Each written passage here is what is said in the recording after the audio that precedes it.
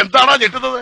ഞെട്ടിക്കുന്ന വാർത്തയാണ് ആശാനെ. നരകത്തിലെ കെടാത്ത തീയും ചാകാത്ത പുഴുവും ഇപ്പൊ ആരെയാണ് കാത്തിരിക്കുന്നത്?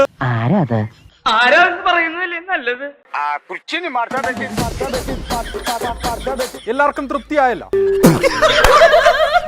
കേട്ടത് വെച്ചൊന്ന് ആലോചിക്കാൻ തയ്യാറാണ്. അന്നേരം തന്നെ ബബ എന്ന് പറഞ്ഞിട്ട് അതിന് മറുപടിയാവില്ല. അത്രക്കായല്ലേ? കെടാത്ത തീയും ചാകാത്ത പുഴുവും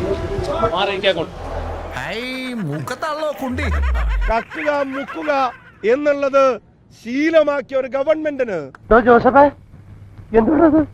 കേരളത്തിലെ ഇടതുപക്ഷത്തിനുണ്ടായ തകർച്ചയുടെ പ്രധാന കാരണങ്ങളിൽ ഒന്ന് അതിശക്തമായ ഭരണവിരുദ്ധ വികാരമാണ്. എനിക്ക് തോന്നി ആ തോന്നൽ അനാവശ്യമാ. പ്രത്യേകിച്ചൊരു ജനവികാരം ഉണ്ടാകേണ്ട കാര്യം കേരളത്തിലില്ല. ഭയങ്കരം തന്നെ.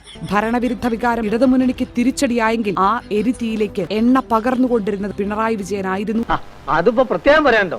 അതൊരു താൽക്കാലികമായിട്ടുള്ള ഒരു പ്രതിഭാസം മാത്രമാണ്.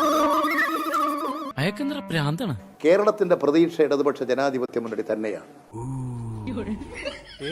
ഇങ്ങനത്തെ എന്തൊക്കെയോ ഹോബികളാണ്. അതൊന്നും ഞങ്ങൾക്ക് നഷ്ടമാകുന്ന ഒരു കാര്യമല്ല. ഇയാളൊരു മാതിരി ഇവിടെ എത്രയാ സീറ്റ് അവർക്ക് കിട്ടിയത്? UDF-ന് ലഭിച്ച വിജയത്തിൽ വല്ലാതെ അഹങ്കരിക്കരുതെന്ന് മുഖ്യമന്ത്രി പിണറായി വിജയൻ.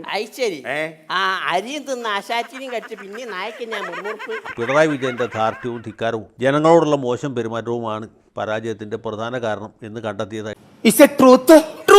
മാത്രമല്ല ഞങ്ങളുടെ പരാജയം എന്ന് പറഞ്ഞൊരു പരാജയം അത് ഗോവിന്ദൻ മാഷ് നേരത്തെ പറഞ്ഞു. അപ്പൊ അത് ജയിച്ച തോൽവിയാണ്.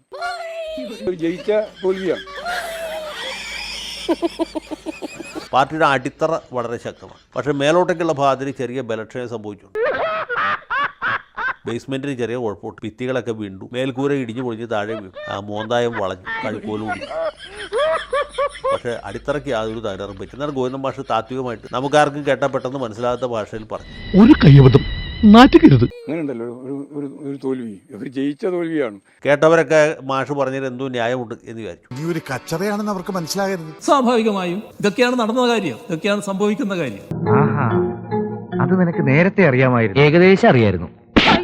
ഞാൻ ഒരു തിരുത്തലിനും വിധേയനാകില്ല എന്നുള്ള മുഖ്യമന്ത്രിയുടെ പ്രഖ്യാപനമാണ്. എന്റെ സൈക്കോളജിക്കൽ മൂവായിരുന്നു അത്. മനസ്സിലായ 1 കോടി രൂപയുടെ ആരോപണം മാണി സാറിനെതിരെ ഉയർന്നപ്പോ കെടാത്ത തീയും ചാവാത്ത പുഴുവും കാത്തിരിക്കുന്നുണ്ടെന്ന് പ്രസംഗിച്ചവർ CMA കേട്ടിരുന്ന